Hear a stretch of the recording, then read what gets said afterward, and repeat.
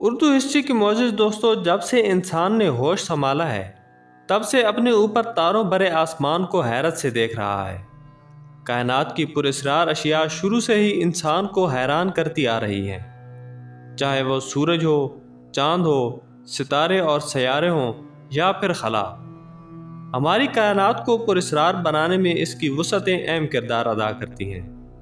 اگر کائنات وسیع نہ ہوتی اور اس میں طرح طرح کے مناظر نہ ہوتے تو شاید ہم جلد ہی اس سے اکتا جاتے۔ اگر کائنات کے تعجبات کا ذکر کیا جائے تو ان میں بلیک ہولز سب سے عجیب شے دکھائی دیتے ہیں۔ بلیک ہولز کائنات کے وہ باسی ہیں جو ہمارے سائنسی اصولوں کی دھجیاں بکھیرتے نظر آتے ہیں۔ وہاں پہ فزکس کا کوئی اصول کار فرما نہیں ہوتا۔ سائنس کی دنیا میں انہیں کبھی تو دوسری کائنات میں جانے کا راستہ کہا جاتا ہے اور کبھی موت کا گڑھا۔ کیا بلیک ہولز کا رنگ واقعی سیاہ ہے یا پھر اس سیاہ پردے کے پیچھے بھی رازوں کی دنیا چھپی ہے؟ اگر ہمارا سورج بلیک ہول بن جائے تو کیا ہوگا؟ اور اگر کوئی انسان کسی بلیک ہول میں گر جائے تو اس کے ساتھ کیا ہوگا؟ یہ سب کچھ جانیں گے آج کی اس ویڈیو میں۔ لیکن ویڈیو میں آگے بڑھنے سے پہلے ہم نئے آنے والے معزز دوستوں سے گزارش کریں گے کہ چینل کو سبسکرائب کر لیں اور ساتھ موجود گھنٹی کے بٹن کو دبا دیں تاکہ ہماری نئی آنے والی ہر ویڈیو کا نوٹیفیکیشن آپ کو بر وقت ملتا رہے۔ سائنسدانوں کے مطابق جب کوئی ستارہ اپنی طبعی عمر پوری کر چکا ہوتا ہے تو اس کے مرکز میں موجود ہائیڈروجن اور نیوکلیئر فیوژن ری ایکشن کی وجہ سے لوہا پیدا ہو چکا ہوتا ہے، اور یہی لوہا اس کی موت کا سبب بنتا ہے، جس کے بعد ستارہ ایک زوردار دھماکے سے پھٹتا ہے۔ اس دوران اس ستارے سے نکلنے والی روشنی یا توانائی اربوں ستاروں کے برابر ہوتی ہے۔ اس عمل کو سپر نووا کہا جاتا ہے۔ اس سپر نووا کے نتیجے میں اس ستارے کا کچھ حصہ خلا میں بکھر جاتا ہے، جبکہ باقی بچ جانے والا حصہ ٹھنڈا ہو جاتا ہے۔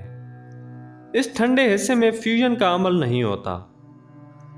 پیارے دوستو، ایک ستارے میں دو قسم کی قوتیں موجود ہوتی ہیں۔ ایک گیسز کے پریشر کی قوت ہوتی ہے جو مرکز میں موجود نیوکلیئر ری ایکشن کے باعث ستارے کو پھیلانے کی کوشش کرتی ہے، جبکہ دوسری قوت کشش شکل کی ہوتی ہے جو اس ستارے کو اندر کی جانب کھینچ رہی ہوتی ہے۔ اربوں سالوں تک یہ دونوں قوتیں ایک دوسرے سے دست و گریبان رہتی ہیں، مگر سپر نووا کے بعد گیس پریشر والی قوت ختم ہو جاتی ہے اور صرف ستارے کی کشش شکل کی قوت رہ جاتی ہے۔ اسی وجہ سے ستارہ اپنے مادے کو اندر کی جانب کھینچنا شروع ہو جاتا ہے۔ اس عمل کے باعث اس کا حجم کم ہونے لگتا ہے اور کثافت بڑھنے لگتی ہے، اور آخر کار ستارہ لامتناہی حد تک کثیف ہو جاتا ہے اور اس کا حجم گھٹتے گھٹتے صفر ہو جاتا ہے۔ اپنی زندگی کے اختتام پر جب کوئی ستارہ اس حالت کو پہنچتا ہے تو اسے بلیک ہول کا نام دیا جاتا ہے۔ ناظرین کرام، عام طور پر لوگوں میں یہ غلط فہمی پائی جاتی ہے کہ بلیک ہول میں کشش شکل اتنی زیادہ ہوتی ہے کہ کسی بھی شے کو دور سے کھینچ کر ہڑپ کر جاتے ہیں۔ حالانکہ ایسا نہیں ہے، بلکہ جب کوئی ستارہ بلیک ہول کا روپ دھار لیتا ہے تو اس کی کشش شکل اتنی ہی ہوتی ہے جتنی اس وقت تھی جب وہ ایک ستارہ تھا۔ بس فرق یہ آ جاتا ہے کہ اب اس کے گرد ایک دائرہ بن جاتا ہے جس کو ایونٹ ہوریزن کہا جاتا ہے۔ اس دائرے کے اندر آ جانے والی شے کو بلیک ہول نہیں چھوڑتا، چاہے وہ روشنی ہی کیوں نہ ہو۔ اس مقام سے باہر موجود اشیاء کو بلیک ہول ایک ستارے جتنی کشش شکل سے ہی کھینچتا رہتا ہے۔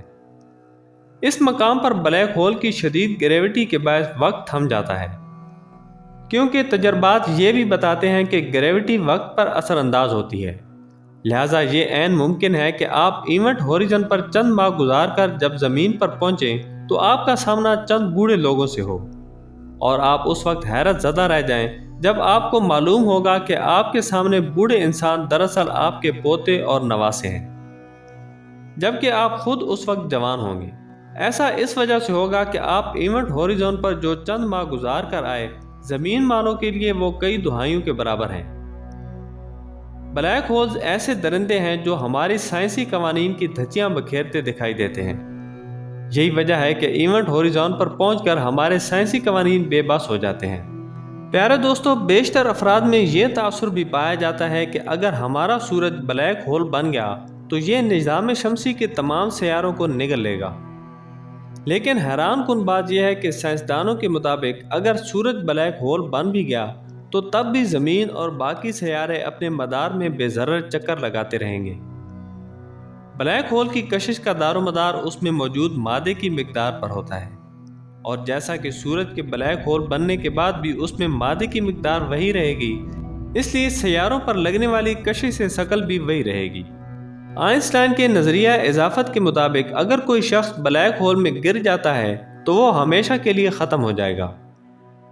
جدید تحقیق کے مطابق بلیک ہولز کسی دوسری کائنات میں داخل ہونے کا راستہ یا دروازہ ہے۔